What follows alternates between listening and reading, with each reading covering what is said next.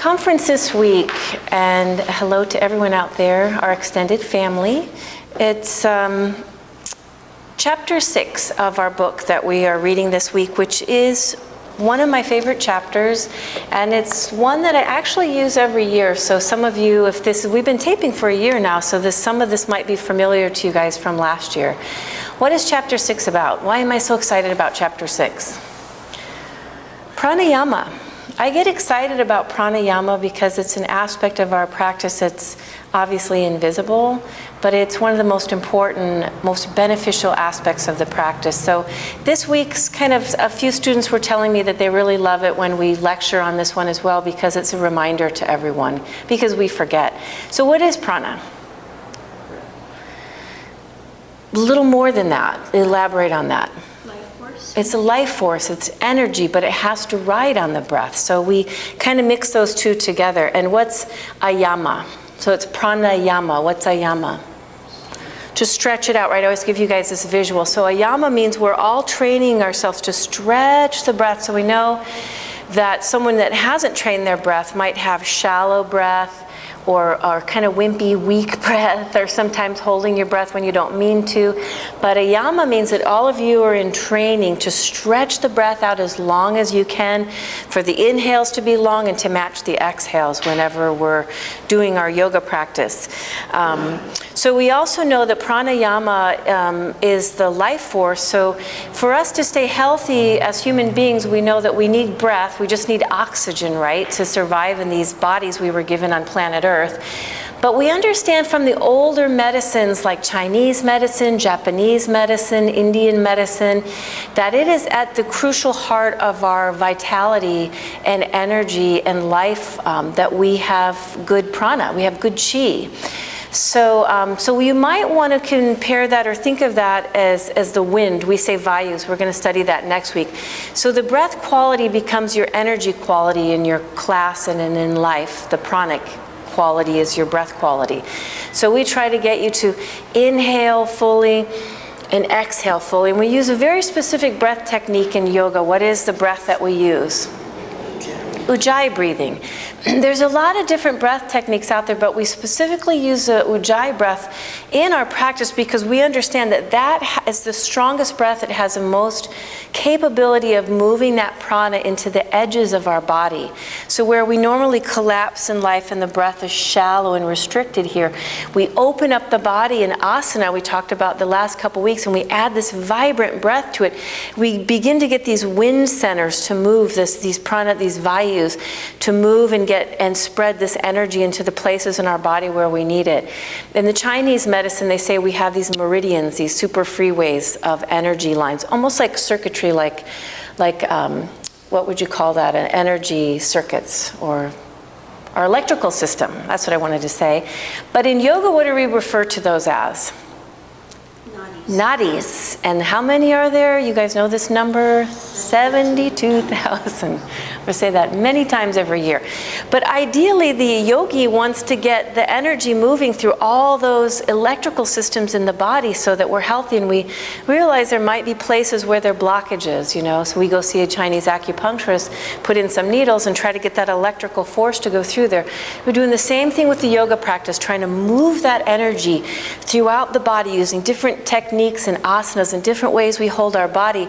And sometimes like this twist is challenging for me to have a full breath in, but the more I can have a full breath in this twist, that I can maybe push out some grantis, where there might be some blockages, and move that through to stay healthy, is part of the yoga science. It's important for you guys to understand. So recently I was at the desert, which I know is kind of weird because it's super hot right now. But they had all those, I wish I knew how many there were, those windmills in the desert, the white windmills. And it was kind of fun. They were sort of mesmerizing when you drive past them and you see some of them moving kind of quickly like this, and then the one next to it's kind of moving slowly, and then there's a little dude that's not moving. And I couldn't help but wonder, what is wrong with you, little one? Why aren't you moving? Are you broken? But that's a beautiful visual for us to think about what we're trying to do with this idea of prana and this being a pranic practice. The Sushumna nadi, which is the major nadi that runs from the base of the spine to the crown of the head, we know is where the chakras reside. And what are chakras? Energy centers. They're also described as what? Wheels. So the idea of these energy centers is the more you can be powerful pranic practitioners, the more you can get these windmills, so to speak, to move. And what we start to understand from the science, and we've studied this a lot with Carolyn Meese over the years, Anatomy of the Spirit, is sometimes you might have your first chakra wheel like spinning like da-da-da-da in the desert, and the one next is kind of spinning slow, and then there's a third one that's just not spinning at all. And again, we might say, what's wrong, little one? Why isn't there energy running through you? And we start to understand, again, that yoga is this place where we can try to get these energy centers to move and to get energy to flow all the way from the first, the second, the third, the fourth, and we move into the higher chakras and try to get that energy moving. So every time, think of it like this, every time you guys do up dog, which energy center are we trying to get prana to move through in that asana, that particular asana? The fourth chakra, right? So the heart chakra, where it's very powerful in your practice every time we do up dog to get that breath, because you know the prana is not going to be moving if it can't ride on the breath. So if your breath is wimpy, or if it's short, or if it's constricted, some problem. But also if you're rounding your shoulders or getting your shoulders around your ears, how is that prana going to move through there? So we'll talk about this a little bit more next week when we study the Vayus, but the other thing that we're studying this week, which is super important to me, is that you understand the yogi wants your prana where? Where does the yogi, in order to be mentally healthy and physically healthy, where should our prana be? Inside, right? So the yogi holds their energy inside. And when we're not healthy, where's the energy? All over the place. So I always describe it like, if you had, who in here is a therapist? I'm looking who my therapists are today. A really good therapist might not use languaging to say like energy, but they understand just by being with a client sometimes that they can understand how their health is based on the energy. So if my energy is leaking, both Carolyn Meese and Deskachar talk about, it's a problem for us when our energy is leaking. I love that word because it gives us a visual of leaking. Why would that be bad for you? Tell me physically first, why would leaking energy be bad for you? You have no energy. Yeah, you feel kind of lethargic. You might not want to wake up that much in the morning. You're just low, feeling not much going on. So what about psychologically? What if you're leaking energy? How might that show up for you psychologically? Depression, absolutely. Or again, this feeling of just being lethargic and not passionate in life and bored and, right? But there's a lot more we could say about that leaking energy, what happens when we feel that way. We might feel like a victim to things, you know. How might your energy leak? How does that happen? Do you have like a hole in your body somewhere? Sounds kind of funny. How does the energy leak? Let me ask you that question after you first tell me, how do you hold energy inside? How does a yogi hold energy? So answer to every Ashtanga question. Bandhas. So these two locks at the base, Uddiyana Bandha, the lower belly, and Mula Bandha at the very base of the spine, contracting the perineal muscles, actually is how we physically, like we do open up, we know physically we open up pranavayu through up dog. We use these contractions to hold the energy in. In martial arts, they have the exact same locking system. Eric walked in right on cue, called the Dantium. It's the same thing. It's this idea that the martial artist is practiced in holding their prana. And then how do we move?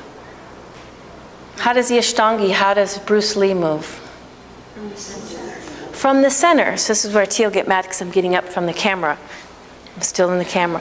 So the Ashtangi holds it in here, right? And so everything that we do from that center. I'm pulled in and I push out. And I feel this lightness and strength from that pulling in. Everything. Uchita Trikonasana, all my vinyasas. Martial artists like Bruce Lee was a master at this. He held in the prana through the dantium. And you could see him do a really fast move and how it would move out and would pull in to the quick. Or a very slow, like if you've ever seen Bruce Lee do those slow Tai Chi things.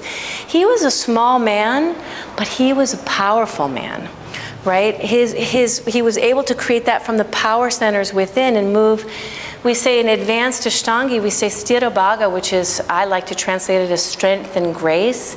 And that really comes from this idea of pulling it in and being able to hold your prana, that you can be strong and at the same time very graceful, not only just in your way of moving your physical body, which Teal be mad at me, but I like walked around the room a little bit on Sunday and was just kind of demonstrating that, you know, you've ever seen someone walk that they kind of walk like Frankenstein, like boom, boom, boom, even tiny people, and they make lots of noise, right? And their limbs are kind of, and then someone else who moves even as they walk across the room with like grace and ease and yet power in their way of being. Animal Kingdom, you know, we look at that. David Swenson does the greatest like funny little demos when he acts like he's his cat Yogi in the way he moves, you know. But it's all the same thing. It's being able to hold in our prana. We're able to move with that grace and strength. And the same with our mind. When we hold in our prana, we're able to move through life with that power and strength and confidence at the same time, fluidity in our way of being. So we come back to my question. What was my question? Where does the energy go? How, yeah, so about the leaking. So then how does that happen? Loose Bondas. I know. Absolutely, yeah. It is one of the ways that we leak energy when we're not able to pull that in and be strong and hold that in. We always joke around and say, have you ever met someone whose energy was just spilling all over the place and just kind of a train wreck or a bit of an emotional mess, you know? And it starts to make sense to you then when we see both the physical and the psychological benefits that I don't have time today, but I was reading on Sunday from chapter 6, a beautiful chapter where Deskachar really explains how psychologically it makes sense for us to be yogis or healthy people that can hold our prana in, not just in our bodies, but we look at how emotionally that really serves us to be able to do that.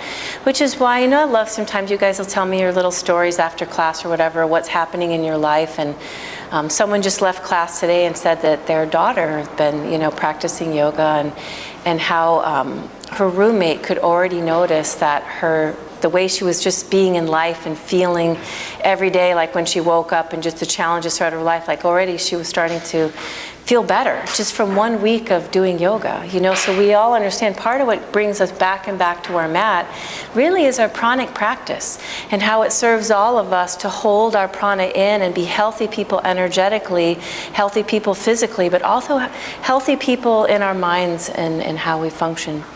So I will end with our quotes for today, and the first one is from chapter 6. Deskachar said this, and I've cut off the beginning of it to come to this point. Yogis are people who carry all their prana within their body. Therefore, this means that they are their own masters. So then I wanted to finish with the famous poem Invictus by William Ernest Henley, and this is the last 2 lines of Invictus that you're all familiar with. He said, "I am the master of my fate. I am the captain of my soul."